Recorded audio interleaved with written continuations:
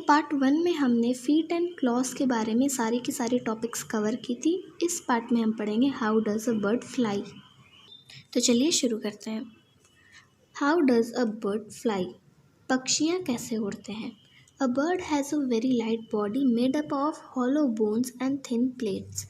The body has a strong framework of bones. Most of the bones have a special shape. Also, the body is shaped like a boat.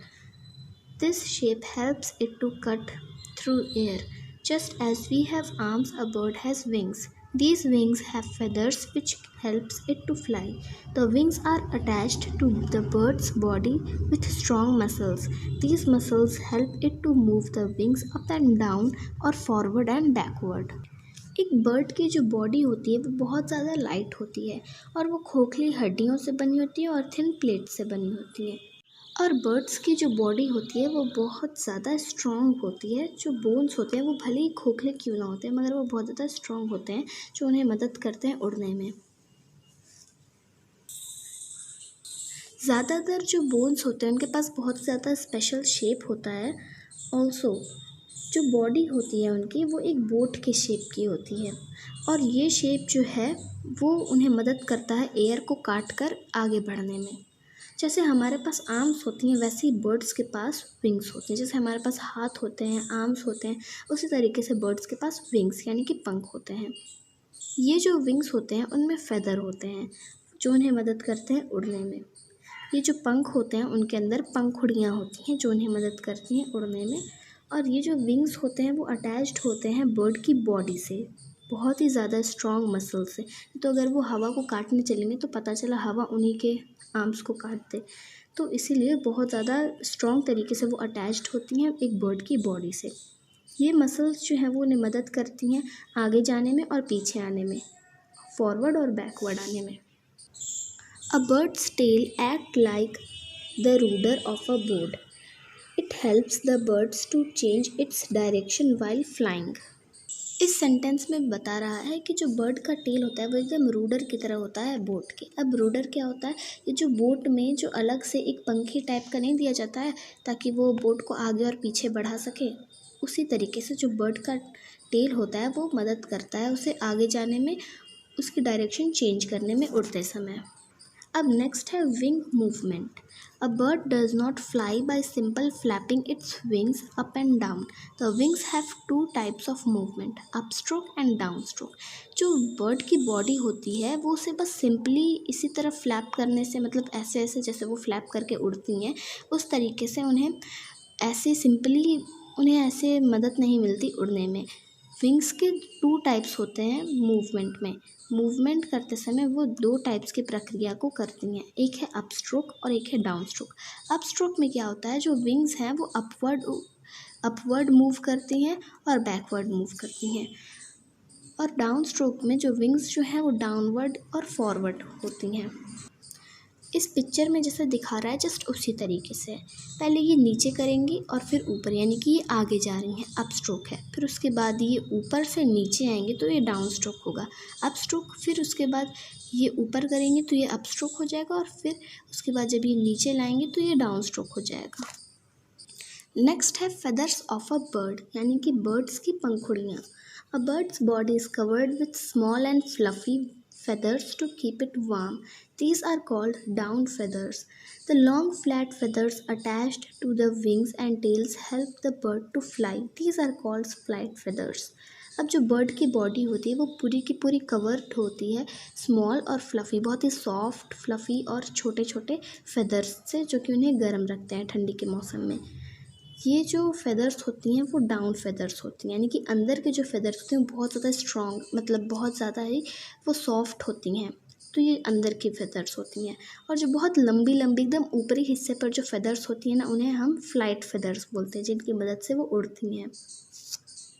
जैसे कि यहाँ पर ये जो बड़े बड़े फेदर्स दिख रहे हैं ना ऊपर ऊपर, ये जो फेदर्स होते हैं वो उन्हें हम कहेंगे फ्लाइट फेदर्स। और ये जो अंदर की तरफ जो छोटे छोटे से फेदर्स होते हैं उन्हें हम कहेंगे डाउन फेदर्स। जो अंदर की तरफ होते हैं उन्हें डाउन फेदर्स और ऊपर वाले की तरफ जो फेदर्स होते हैं उन्हें फ्लाइट फेदर्स। अब नेक्स्ट टॉपिक है नेस्टिंग हैबिट्स, यानी कि वो किस तरीके से अपना घोंसला बनाती हैं। Birds build nest to lay eggs. They choose in places which are safe from enemies and bad weather. Birds use materials like twigs, dry leaves, cotton, thread, wool, feather, hair, pieces of cloth, paper and pebbles to build their nest. अब ये जो birds होती हैं वो जो अपना nest बनाती हैं तो वो अपने अंडे को ले करने के लिए यानी कि अपने अंडे देने के लिए अपना नेस्ट बनाती हैं। वो कुछ ऐसे जगहों को चूज़ करते हैं जो कि उनके दुश्मनों से बहुत ज़्यादा सेफ़ हो, जो फ्लैश ईटिंग बर्ड्स होते हैं उनसे सेफ़ हो और ख़राब मौसम से दूर होता है यानी कि जो सेफ़ होता है उनके एनिमीज़ से और ख़राब मौसम से बहुत सेफ़ होता है, वो ऐसी जगह को चूज़ करती हैं। और बर्ड्स जो होती हैं वो कुछ ऐसे मटेरियल्स यूज़ करते हैं जैसे कि ट्विग्स यानी कि छोटी छोटी टहनियाँ, ड्राई लीव्स सूखी पत्तियाँ, रुई, thread, wool, feather, hair, piece of cloth, paper और छोटे छोटे कंकड़ पत्थर वो चूज़ करते हैं अपना नेस्ट बनाने के लिए ताकि वो स्ट्रॉन्ग बने। The eggs are laid in the nest. After some time the eggs hatch and baby birds come out. जो एग्स होते हैं वो नेस्ट में जो बर्ड्स होती हैं वो नेस्ट तो बना लिया अब उन्होंने, फिर अपना वो अंडा देती हैं और कुछ समय बाद जो एग्स होती हैं वो उनमें से फूट जाती हैं और उनमें से बच्चे निकल आते हैं। When the baby birds are big enough, they fly away. Most parents' bird also have the nest. They build new nest when they have to lay eggs again. अब जो बेबी बर्ड्स होती हैं वो जब एकदम सही तरीके से बड़े हो जाते हैं यानी कि उनका जो बड़े होने का टीनेज में आने का जो प्रोसेस होता है वो जब पूरा हो जाता है तो वो उड़ना स्टार्ट कर देती हैं यानी कि जब वो अपने एकदम सही रूप में आ जाती हैं तो वो उड़ना शुरू कर देती हैं। ज़्यादातर जो पेरेंट बर्ड्स होती हैं वो अपना नेस्ट जो है वो इसी तरह छोड़ देते हैं और फिर उसके बाद जब उन्हें दोबारा अंडे देने होते हैं तो वो अपना दूसरा नेस्ट बनाती हैं। अब नेक्स्ट है the tailor bird. The tailor bird uses its beak like a needle to sew leaves with materials like thread and wool. This is why it is called the tailor bird. अब जो tailor bird होती है, tailor bird से ही नाम से ही पता चल रहा है कि वो अपने जो नेस्ट है उसे सिलती है। वो उसका जो बीक होता है एकदम सुई की तरह होता है और वो लीव्स पत्तियों और थ्रेड और वुल लेकर आती है, एक जगह इकट्ठा करती है सारे मटेरियल्स को और फिर उसके बाद अपने नेस्ट को वो पत्तियों से सिलती है, इसीलिए हम उसे टेलर बर्ड बोलते हैं। The nest is made cosy with cotton, wool, hair और ड्राई ग्रास। अब जो वो नेस्ट होता है वो बहुत ज़्यादा कंफर्टेबल होता है उसके बच्चों के लिए क्योंकि वो वुल से बना होता है, कॉटन से बना होता है, सूखी पत्तियों से बना होता है। तो नेक्स्ट है the weaver bird. The weaver bird makes a beautiful and strong nest with twigs and grass. It weaves the grass in and out rapidly. The nest hangs from the branch of a tree. The bird enters its home through a tunnel-like opening at the bottom of the nest. अब ये जो Weaver bird होती है ये क्या करती है, ये बहुत ही सुंदर और स्ट्रॉन्ग नेस्ट बनाती है जो दिखने में बहुत ज़्यादा सुंदर होता है और बहुत स्ट्रॉन्ग नेस्ट होता है। ट्विग्स और ग्रास से बनाती है यानी कि छोटी टहनियों से बनाती है और ग्रास से यानी कि घास से बनाती है।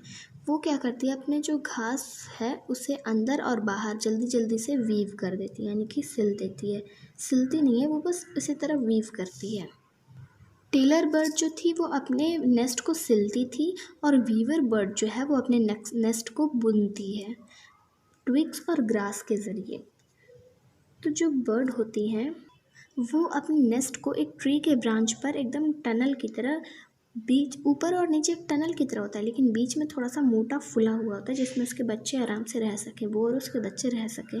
तो वो एक ट्री के ब्रांच पर उसे हैंग कर देती है यानी कि लटका देती है और जो बर्ड है वो उसके नीचे से जो उसका टनल लाइक एक ओपनिंग होता है वहाँ से अंदर जाती है और निकलती है। ये है एक वीवर बर्ड। यहाँ पर एक छोटा सा टनल जैसा होता है और यहाँ पर एक टनल जैसा होता है और बीच में ये मोटा सा फुला हुआ रहता है जिसके अंदर इसके बच्चे रहते हैं और ये यहाँ से आती जाती है। अब नेक्स्ट है द ईगल।